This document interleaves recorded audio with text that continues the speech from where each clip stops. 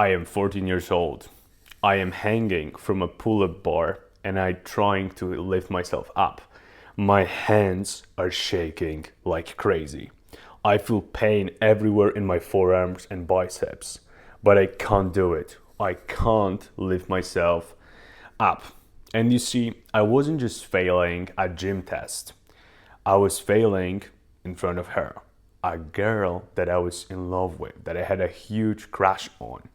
And she was standing right there, looking at me, struggling to pull myself up over a piece of metal. And I just couldn't do it. I just couldn't do it. And I had this burning feeling in my chest. It wasn't just embarrassment that I felt. It was a taste of weakness, my cheeks got red. It was unbelievable. Now, you see, the problem is you've probably felt this feeling before as well. It's when you couldn't look someone in the eye, or when you stayed silent when you should have said something. And the biggest issue that you have in your life is not your intelligence. It's not that you're not smart enough. It's also not that you don't know enough. It's not knowledge. It's just you are tolerating your weakness. And it stops today. In this video, I will show you exactly how to reject weakness and choose power. I'm sure you know what I'm talking about. Weakness is when you can't do something that you would like to do. And you can't exercise your power. You can't move something, you can't buy something, you can't do something. It's where you feel like life is winning with you and you aren't winning with life.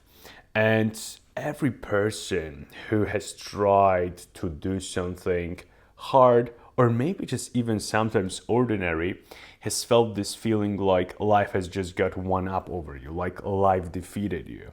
That's where you will taste the weakness, just like I tasted weakness when I couldn't do this one pull up and I felt embarrassed in front of a girl that I loved.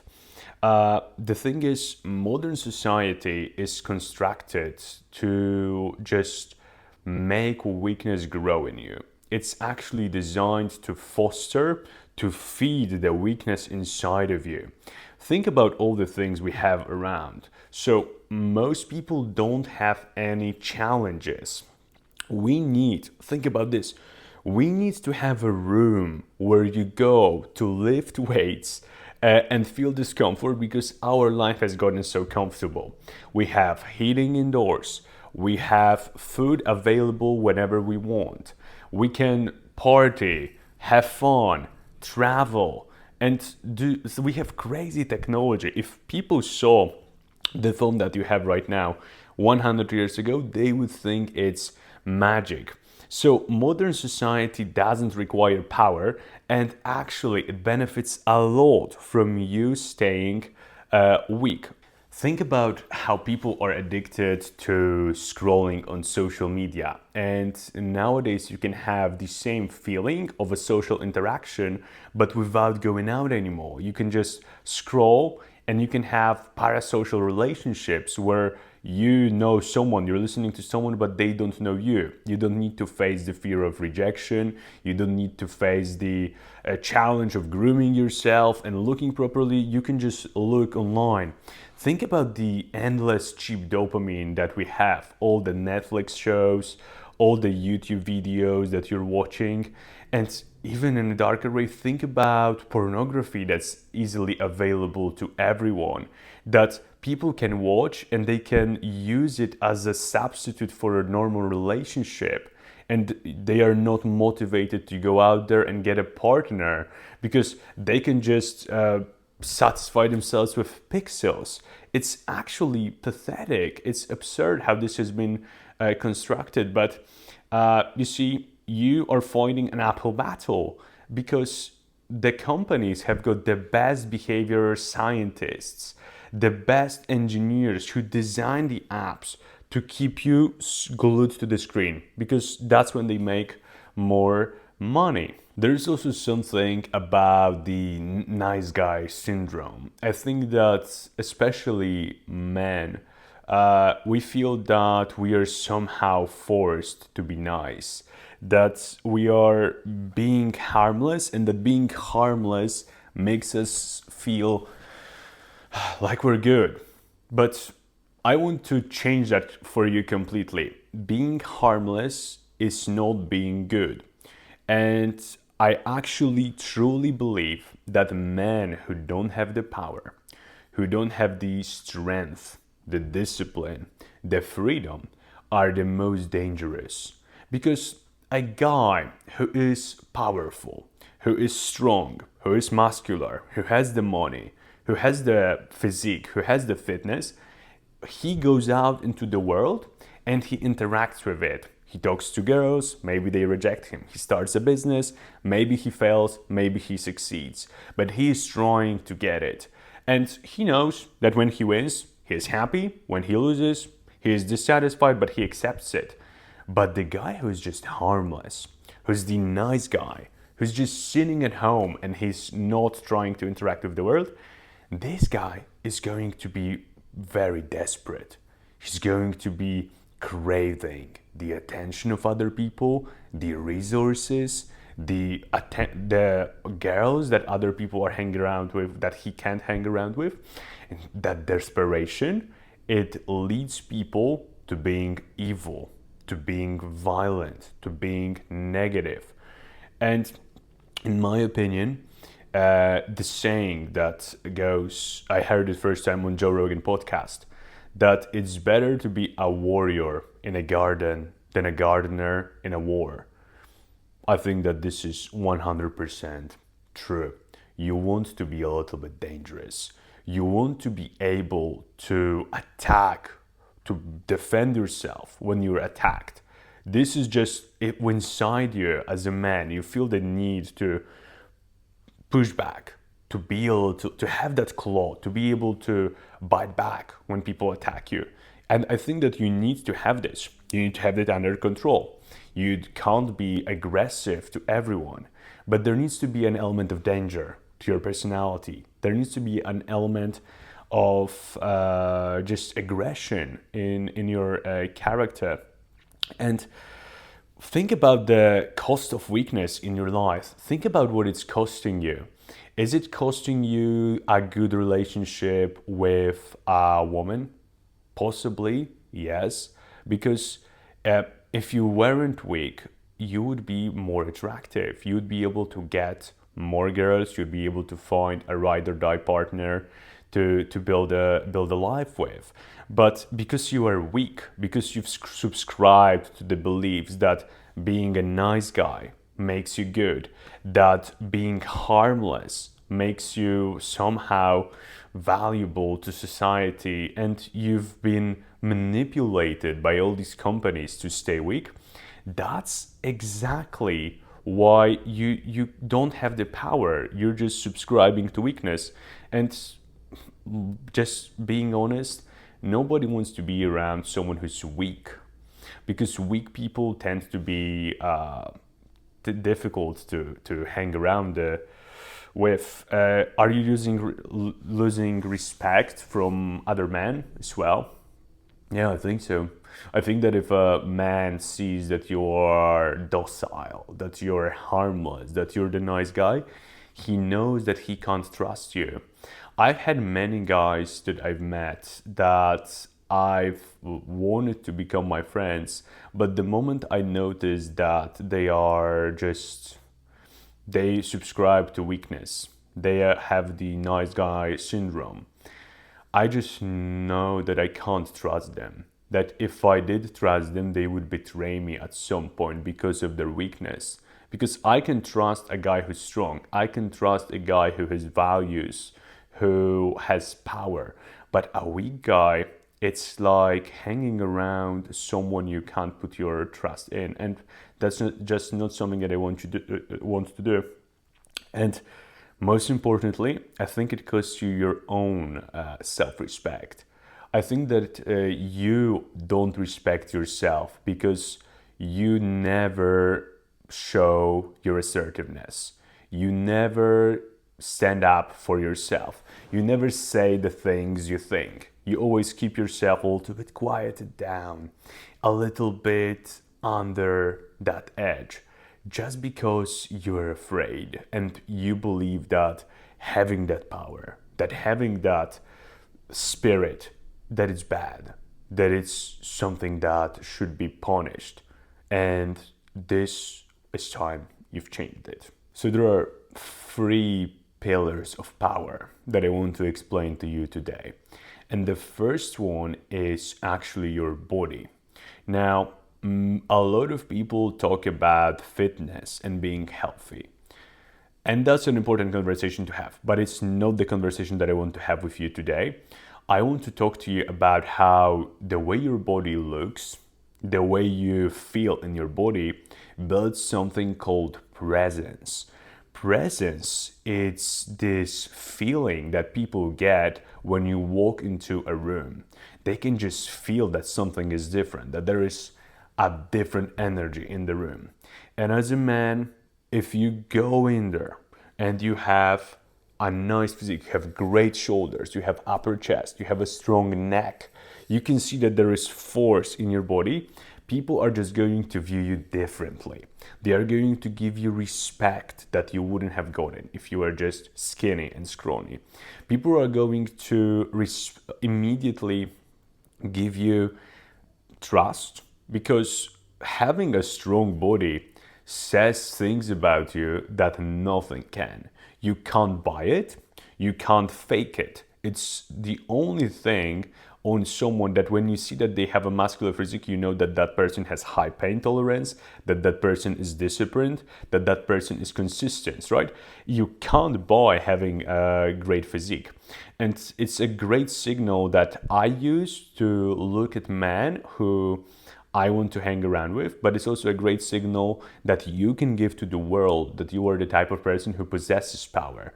And if you master that, if you actually improve in that area, you're going to see such huge results, and you're just going to feel different walking into a room.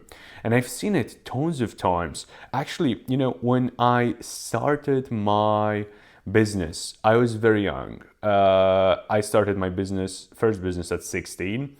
And the business is mainly about trust, whether someone can trust you. It's about having a reputation. It's about people believing in the things that you say. Now, not a lot of people would trust a 16-year-old, right? 16-year-olds are usually messed up and crazy, and people don't believe them. That's also what most people believe about 16-year-olds. I had one advantage going for me at this time. I had a better physique than 99% of 16-year-olds. And when I walked into a room, I had presence. This is something that even people used to say about me, that I have this presence. And I believe that because of that, I was able to walk into rooms that I wouldn't have been qualified to walk into, that I would be pushed away from, that wouldn't be available to me, just because I had that presence, just because I had that raw power to walk in somewhere where people immediately respect you and they give you that attention, that trust, right? Immediately it says something about you. Now, there's also something about the way you move. So there is a thing where if you see a guy who's just like fidgety, like he's moving around quickly, you can tell that he's just panicked, that he doesn't have this calm attitude about him. And I've seen some men, especially men who have been in very difficult situations, they move differently. They move slower. They have this calm aura about them. And I believe that this aura is their way of controlling the environment. Because when you are moving along slowly, when you are controlling yourself, everybody can sense it. There's just a different vibe, a different energy in the room. Play this experiment, try it out. When you're talking to a man, just look at them and see whether they are actually moving fast or moving slow. And you will find a great correlation between people who have money, status, power, women, whatever, and they are slower. They are a little bit calmer. They are not rushing. And when you see someone who's just running around and they are very fidgety, you will know that they probably are insecure, right? It's just something that happens, and it's a great psychological thing. Well, the guy who is fidgety, who's moving around a lot, I think that he is trying to hide. He's just trying to hide with movement. He can't sit in the discomfort. But the guy who's strong and powerful, he is going to move slowly. He's not afraid of people seeing him. He's not afraid of people saying something to him or seeing something in him. He has no self-consciousness. He has no insecurity inside of him. And I just want you to first build the body so that you have the presence when you walk into a room, and then build the movement patterns that signal to other people that you're the type of person who is able to carry themselves with power, with strength, not with weakness and not with fear. Second pillar is about your resources. And this is the component of freedom. Now, I remember this moment where I went on a date with my girlfriend at the time, and we went to a restaurant, and I was just completely broke, didn't have money, and we were sitting in the restaurant, and I remember how stressed I was that she was going to order a starter, that she was going to order something more, because I had a calculated amount in my head on what I was able to spend on this dinner. And what do you know? My fear came true, and she ordered a starter. And in this moment, I felt so limited. I felt so weak. Now, resources, it's not about having money.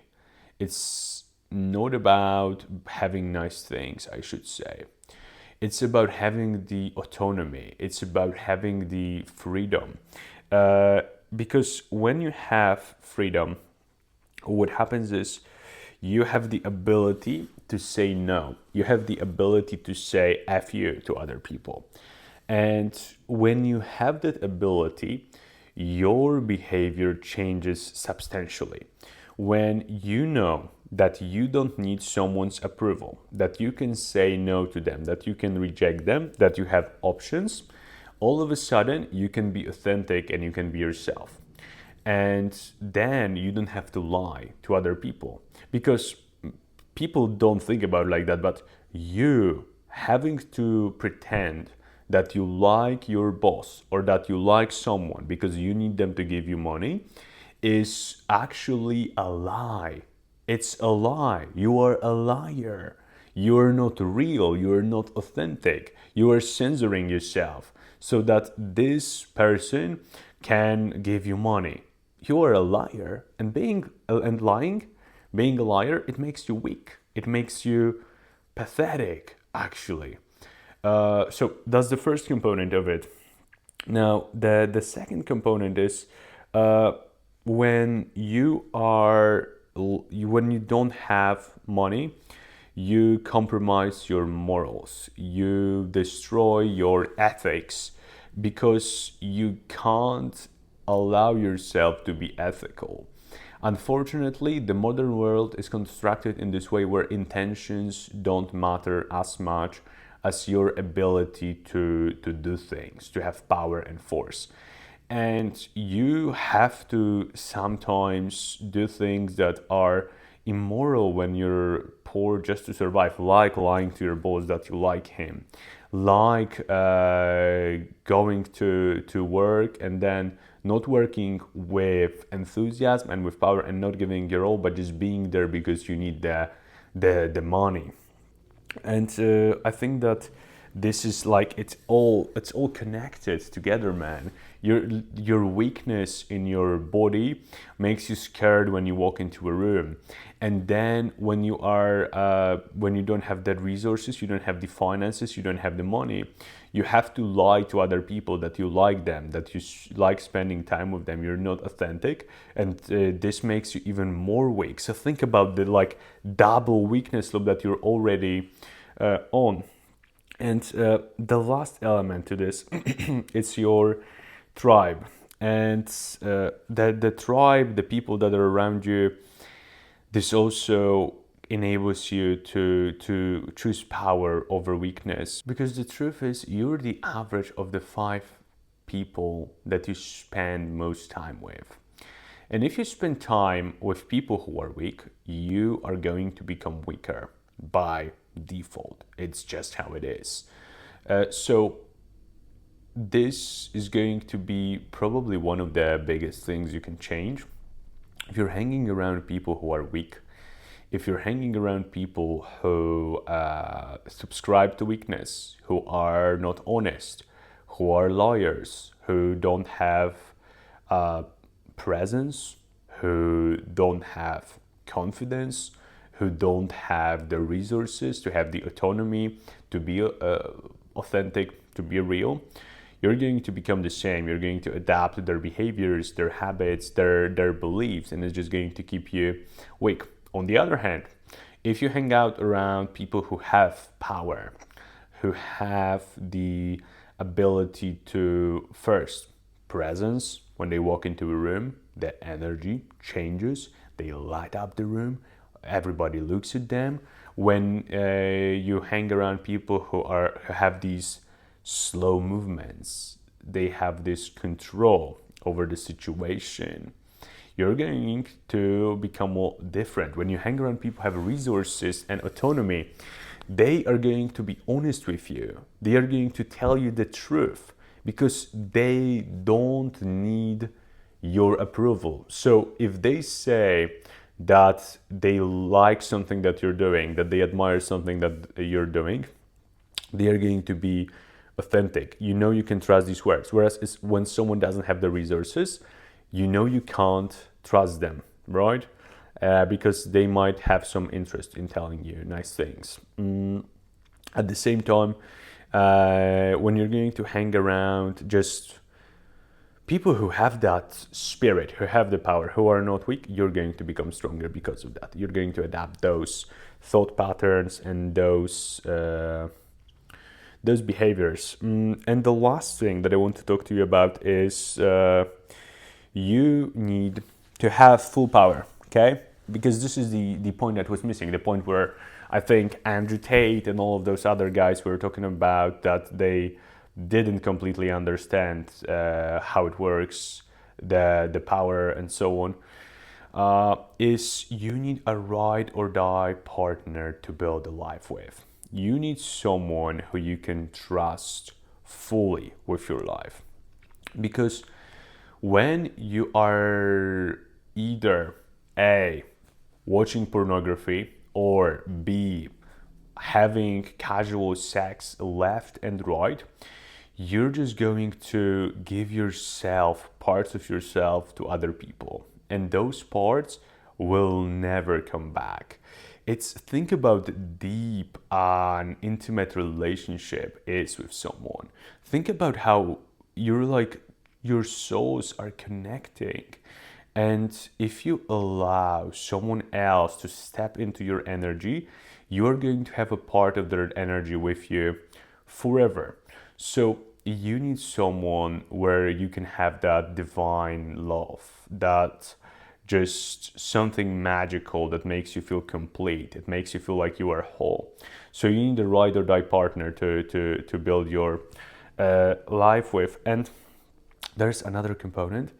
It's just when you have a stable romantic relationship, you have someone who you can trust with your life, a ride or die partner, you can just be that more focused on other things.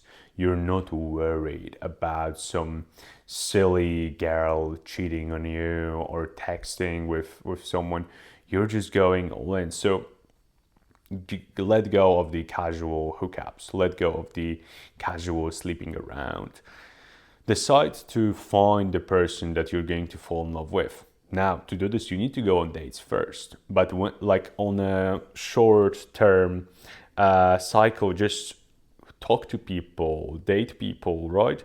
But then when you find someone who you believe is a match, is someone who you can build your life with, that's when you go all in on this person. That's going to enable you to become more powerful in all of this. And the best thing that I also want to give you is, I've named a few. You know what you want to choose, right? We want to choose power over weakness. I wrote down health over disease, optimism over pessimism, working out instead of sitting all day, investing over debt, productivity over laziness, sex over pornography, long-term relationships over sleeping around, connection over isolation. But you know what's so funny about this? You know those things. They are not new to you. Well, I haven't discovered some magical thing or something like this. It's just your intuition knows which behaviors are good and which behaviors are bad. And the thing is, you just decide to silence it, to not listen to it, because you would rather believe in all those manipulative things that companies are telling you, instead of trusting your intuition, trusting your gut, knowing what's right, knowing what's wrong. And we ignore it because sometimes it tells us things where we are scared to say them. So you have this fear of being accepted by other people, that if you listen to your intuition and you're going to do something, that other people are not going to accept it, or that they are going to feel hurt by it. But from my experience, I can promise you that when you follow your intuition, you will repel all the people that are not supposed to be there in your life. You're going to attract the people that are. So by you not trusting your gut, you are hurting the people who should be in your life but aren't, because you aren't authentic to yourself. And there's also this thing where we are afraid to be alone, right? You're afraid that when you follow your intuition, when you follow that instinct, that you're just going to be left outside the tribe. But trust me, if you follow your intuition and your tribe leaves you, it means it wasn't your tribe at all. It means that like you just had people who you hanged around with. But if you follow your intuition, you're going to attract the right types of people into your life. So man, this is the most important part of it all. You know what is right, you know what is power, and you know what is weakness. You just need to have the courage to follow your intuition, to choose the things that make you powerful and reject the things that make you weak. Okay? So from this moment on, as you're going about your day, keep that in mind. Ask yourself, does this choice make me more powerful? Does this behavior make me more powerful? Or does it make me weaker? And that compass will guide you forever. Keep that in mind and just stay aware. Keep building your power. It will stack up day by day. Now, if you want to build power and freedom and authenticity, join my free community. It's the first link in the description. And it will provide you with first the tribe that you need, the people that you need to hang around with. It will provide you with the autonomy. I'm going to help you start your first business and make $1,000 per month. And it will provide you with the health, because I will give you the exact protocols to follow. Click the first link in the description and see you in the next one.